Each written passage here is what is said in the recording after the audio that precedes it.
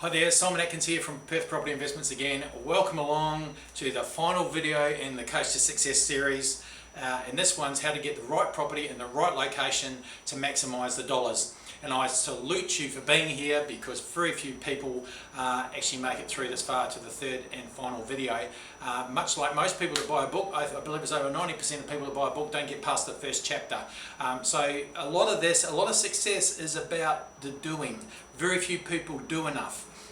We talk about it, we think about it, but we don't do it. And the successful people are the biggest doers, and therefore they can also make the most mistakes, but they also have the most wins. So it's about doing. So I congratulate you for being here. So today we want to be talking about, as I said, the right type of property in the right area to maximise your return and to get exactly what it is that you want out of that property. All those goodies that I've been talking about, the tax benefits, the depreciation, strong rental returns, etc. So I'll start off by saying if you had a piece of land and that piece of land delivered you the rental return and the tax benefits that I talked about in the previous video, the cash flows into you, which was the tax that you got back and the rent, if that piece of land delivered those to you without the property being on it, then you wouldn't need to put a house on it. You just buy the piece of land, okay? But as that isn't the case, we need to put a house on there that's a good cash flow box, because the house essentially becomes the cash flow box. It gives you the tax deductions, it gives you the depreciation, it gives you the rental income, all right? That's the engine of the property that I talked about in the cash flow video. So that cash flow box, which is i.e. the house, we want to make it a good one. So if I had a piece of land like this, and I put on a property like that, I haven't got a very good cash flow box because I've got all this wasted land, okay, that is not delivering a return for me. It's not giving me any income. Ants don't pay rent, or not last time I checked. So essentially what you've got is dead land here, and then as an investor that's not what you want. You want to maximise the land, okay? What normally happens also if you buy a property like this on a big piece of land, quite often these are old properties anyway, so you're going to pay a lot in terms of maintaining them and keeping them up to date, and that's more money out of your pocket, and you don't want that. You want to be maximising the cash flow return for yourself. So really what you want to be doing is you want to be looking more like this. If that's the block of land, you want to be maximising the house like that, okay, on the block. We want to make a good cash flow box. So what we're doing here is we're spending proportionately more like 50-50 on the house and the land. So about 50% roughly on the house and about 50% on the land. Over here you're probably spending 90-10, 80-20, something like that, mostly on the land that isn't delivering you a return. Okay? So just before I go on, some people will say land content delivers you a bigger return because land goes up in values and properties come down in value. But I can tell you that that is not the case. So if you're thinking that now, you just need to forget about it, because the land does not make the property go up any quicker than, say, this property. And I've tested that myself. I had a house on a block like this, a triplex sized block with a smaller house on it, and I also owned an older apartment. There was the very first property I bought, the old apartment. It's about the only thing I could afford. And later on I bought a property like this, and I owned them both concurrently for a 10-year period. And at the end of that 10-year period, I looked back to see which one had delivered, because they were totally different types of properties, I looked back to see which one had delivered me the better return. And to my surprise, they'd both given me about the same return. So one had no land content assigned to it as such because it was an apartment, an old apartment, and the other one was a house on a big piece of land. So what I learned from that is that it was because they were in the same suburb. So the suburb was delivering the return, not the property. So the important takeaway here, it's not what you buy, it's where you buy. The what you buy, the house itself, is the cash flow thing that's going to give you the cash flows over time. But it's where you buy that's going to give you the growth. All right, so that's going to determine the rate of growth. So don't worry about the extra land, you just do not need it. And what also is going to happen here is if this is a new property, what we're going to do is it's going to maximise that depreciation I talked about, which is fantastic because depreciation is a free hit. As I said, you're not paying any money out of your pocket to get something back. Alright, so that's absolutely A1. You want to make sure this is a new property and it's on a piece of land that is not, doesn't have dead land like this. Alright, so it's more like the 50-50. You also want to make sure that by doing this, it creates like a set and forget style property. So that's fantastic, because one of the reasons that I talked about earlier, when people opted out after 2 years or so, 2 or 3 years, one of the biggest reasons for that was because of the hassle around the property. Now, property investment should not be a hassle, it should be good fun, and you should make a lot of money out of it ultimately, but it's a hassle, people say, because, and I can tell you, I've done this myself, as I mentioned, having a property like this, things like the lawn dying and the plants dying is because the tenant doesn't want to spend their money on your garden, all right? Because they get charged for the water, etc. They don't necessarily want to spend the weekends in the garden anyway. So you're better off doing this style of property so that it's more set and forget. The tenant's going to like it better. You're going to be able to de-stress about it. You're not going to be worrying about the garden. And this is the key point that I'm trying to make, is that it means that you'll hold on to it for longer because you won't have those hassles. Alright, the only real hassle I've ever had from property investment over more than 2 decades of doing it is having a nice garden out the back that doesn't get looked after. Alright, so you don't want these big blocks of land. So I hope I've made that clear by now. So high depreciation with new property, and you're getting a stronger yield because of the percentage that you're spending on the house versus the land. Very, very key, very, very, very important.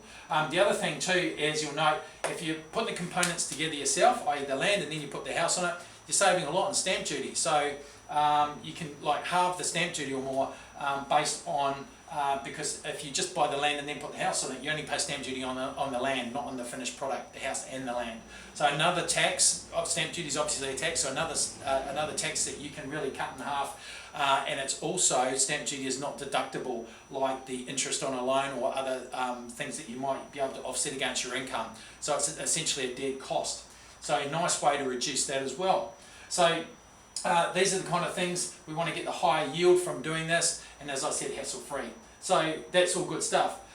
That's the type of property that you want to be looking at. It's not going to cause you any hassles. Tenants are going to love it because it's new, it's got all the bells and whistles, it's got what they want. They don't want older style properties, and we're going to be getting these in the right kind of locations. So that leads me into location, of course. And so what kind of locations do we want to be investing in that are going to give us the biggest return? And as I just alluded to, location is really what gives you your growth, okay? So if I do a little drawing here, probably not going to be much of a drawing, but if this was the CBD, like the Central Business District, with right in the centre of Perth, and then this line represents coming further out. This might be 30 or 40 k's from the CBD. What you normally find is once you come out to new areas, new suburbs in their genesis, when just beginning, the brand new suburbs, you have a high supply of land because there's lots of developers in these areas. Now, why is that bad? It's because property prices are driven primarily by supply and demand. So if there's lots of supply there, it's hard to get pressure put onto those prices of those properties if there's lots of supply. So what happens quite often in these areas where there's lots of land developers is they're all releasing land themselves. And the warmer the market gets and the hotter the market gets, they just release more and more and more land. So there's no tightness of supply, which is what you want, because that's going to put pressure on your property price.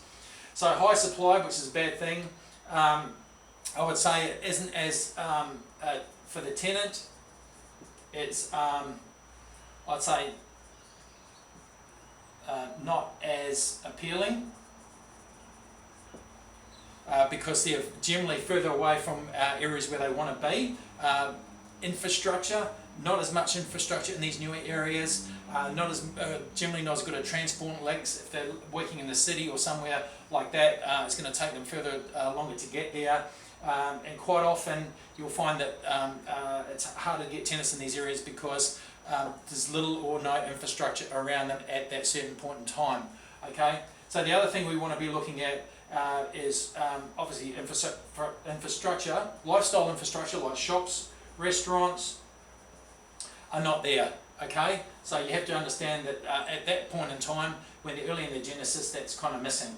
All right, so no supply and demand equation there. As you come further back in towards the CBD, you'll find there's less supply. You'll find there's more infrastructure, such as the shops and the transport links and the lifestyle options that we've talked about.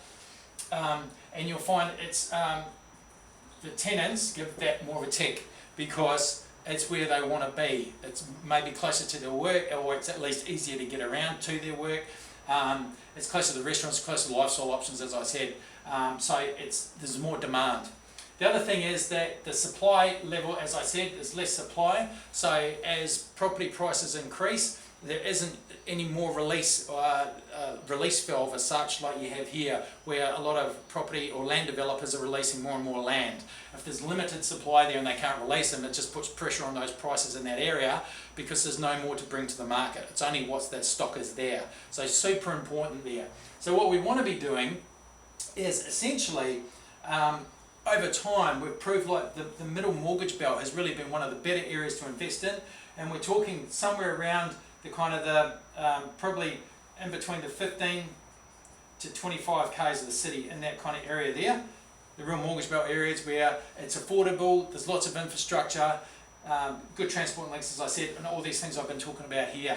On the other hand, you just want to stay clear of the CBD. Don't go and buy a new apartment in the CBD because it's very much a boom-bust style, and it'll be harder to get finance on because of that. The banks recognise that quite often.